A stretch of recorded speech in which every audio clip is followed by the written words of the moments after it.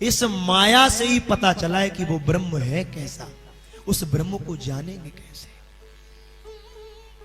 इसलिए प्राणनाथ आज भगवान सुखदेव गदगद हो गए, प्राणनाथ आज आनंदित हो गए। व्यास जी लौट गए, पर आज जानते हैं मैंने कितने सुंदर सुंदर श्लोक भागवत के लिखे हैं प्राणनाथ, कितने सुंदर श्लोक हैं। उन श्लोकों के लिए प्राणनाथ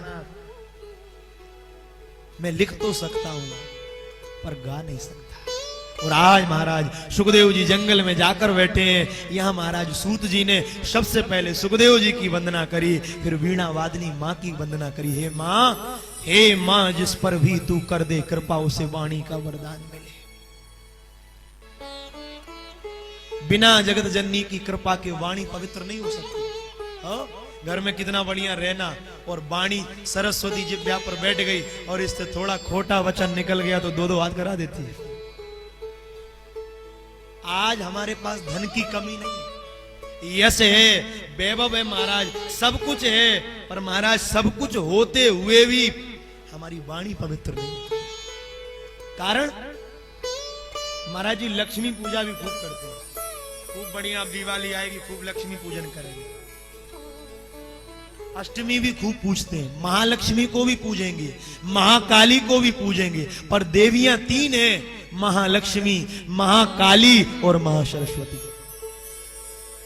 हमने बड़ी विडंबना ये है कि जिन तीन देवियों की हम उपासना करते हैं, दो को तो खूब मनाया, एक में पीछे रह गए। तो आप देख लो किसी का स्वर से स्वर नहीं मिल रहा। घर में देखो तो दो दो हाथ धूम धड़क का चल रही है, समाज में देखो तो खींचतान मची हुई है। क्यों?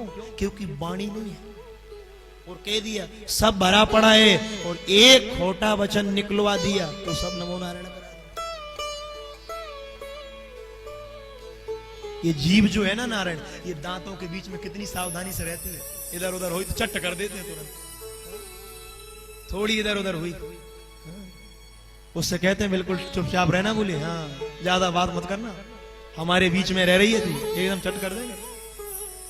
वो उसको चट कर, वो कहते तू जानते नहीं हो, मैंने एक खोटा वचन बोल दिया तो एक पड़ेगा तो 32 की बाहर आ जाएगी, जानते हो मेरे में इतनी सामर्थ्य, तुम 32 को बाहर करवा दो। ये वाणी का खेल है, ये वाणी है। इसलिए मां की कृपा करिए, इसलिए उन्होंने देवी की उपासना करी। नारायणम नमस्कृत्यै नरं चैव नरोत्तमं देवीं सरस्वतीं व्यासं ततो जय मुदीर्यते। हे मां भगवती कृपा करके आप मुझे वाणी दें, हमारा स्वर से स्वर मिला दें। और हम यहाँ किस लिए बैठे कि हमारा स्वर मिल जाए।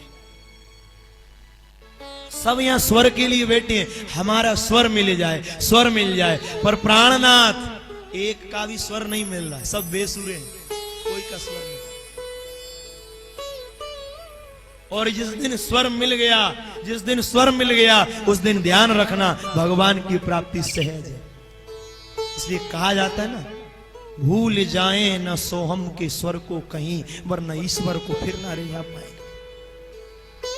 एक बार वो स्वर चला गया तो भगवान को कितनी कोशिश करना।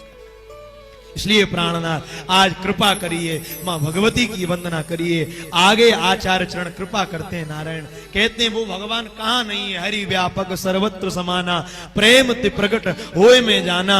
आचार्य चरण आगे भगवान सूत जी महाराज कहते हैं, ऋषियों भगवान महर्षि द्वैपायन वेदव्यास 17 पुराणों की रचना करने के बाद भी मन में शांति नहीं है, फिर भी मन शांत नहीं है। और बंधु एक बात ध्यान रखना, मन शांत कब होगा? जब हृदय से अभिमान चला जाएगा। अभी कुछ भी करते हैं तुरंत कह देते हैं, बोले मैंने किया, मैं ऐसा कर रहा हूं। व्यास जी महाराज ने 17 पुराण की रचना करी और हृदय में ये भाव बैठा है कि मैंने पुराणों की रचना करी, मैंने वेद लिखे, मैंने महाराज एक वेद के 4 वेद करे, ऋग्वेद, यजुर्वेद, सामवेद, अथर्ववेद, मैंने वेदों के 4 भाग कर दिए, उन वेदों में से 17 पुराण निकाल दिए, पर फिर भी मन को शांति नहीं है, फिर भी मन अशांत भरा हुआ है। उसी समय महाराज जैसे ही नारद जी आए हैं महाराज, द्वापरे समनो प्राप्ते तृतीये युग पर्याये महाराज जैसे ही द्वापर के अंतिम समय में व्यास जी महाराज चिंतन कर रहे हैं, इन कलिकाल के जीवों का होगा क्या, इनकी चिंता देख रहे हैं, ये कैसे भवसागर से जाएंगे, कैसे निकलेंगे महाराज। उसी समय आज आप देख लो, बुद्धि भी लोगों की मंद हो गई है, भाग्य देखो तो भाग्य भी मंद हो गया। मंदा सुमंद मतयो मंद भाग्य उपद्रुता।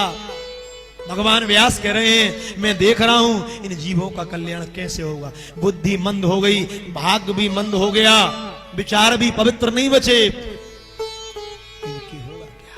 इसलिए महाराज आज इतनी पीड़ा हो रही थी, उसी समय महाराज नारद जी महाराज प्रकट होकर आए हैं। नारद जी को प्रणाम किया, हे ऋषिवर आज आप मेरे लिए उपदेश करो, आज मेरे लिए उपदेश करो, मेरा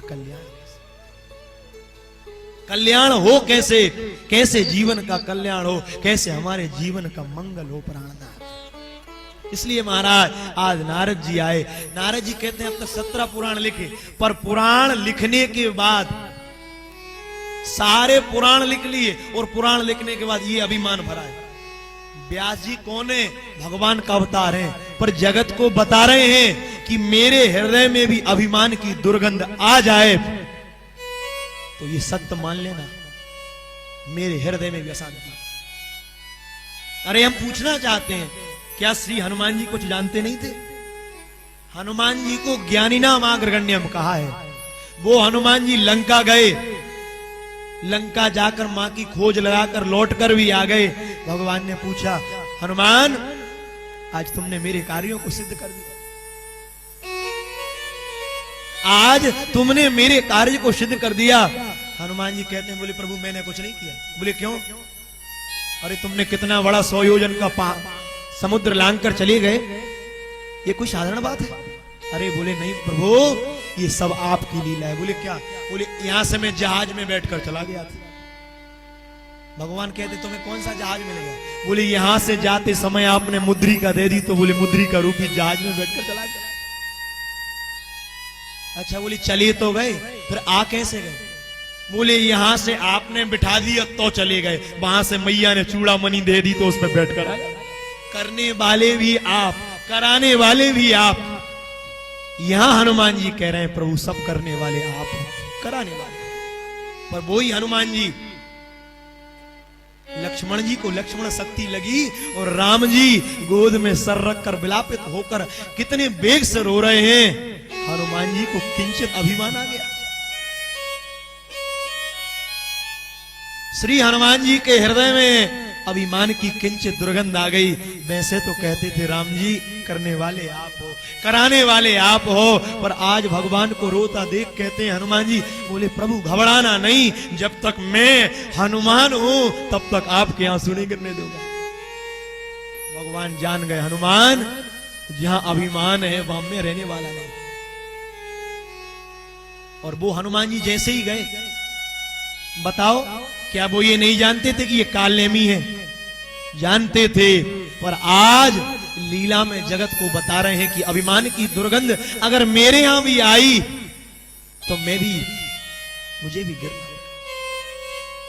और हम लोग कहते हैं हनुमान जी गए थे, हनुमान जी को ये पता नहीं था कि वो बूटियां कौन सी हैं जिनके द्वारा लक्ष्मण शक्ति दूर होगी। अरे वो हनुमान जी सब जानते थे, पर हनुमान जी महाराज कहते हैं वो सारे पर्वत की बूटियां रोने लगी थी। मैं जब गया, बोले श्री हनुमान जी कहते हैं वो सब रोने लगी।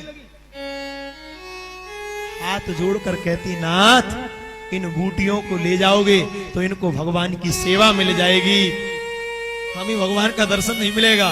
इसलिए हनुमान जी कहते हैं इन सब के लिए भगवान का दर्शन कराना था, इसलिए सारे पर्वत को उठाकर ही ले गए। वो कहते मैं सब जानता था, पर ये भगवान की लीला है, मैं कालेमी के चक्कर में पड़ गया, पर ये भगवान की लीला के लिए। इसलिए भगवान कह रहे हैं, आज व्यास जी से कहा, पाराशर्य महाभागा भवता कच्चेदात्मना परितुष्यति शारीरा आत्मा मानस एव चा। भगवान व्यास कौन है? पाराशर नंदन। पाराशर जी की संतति है, इसलिए इनको पाराशर नंदन कह रहे हैं। इसलिए कह रहे हैं पाराशर महाभागा।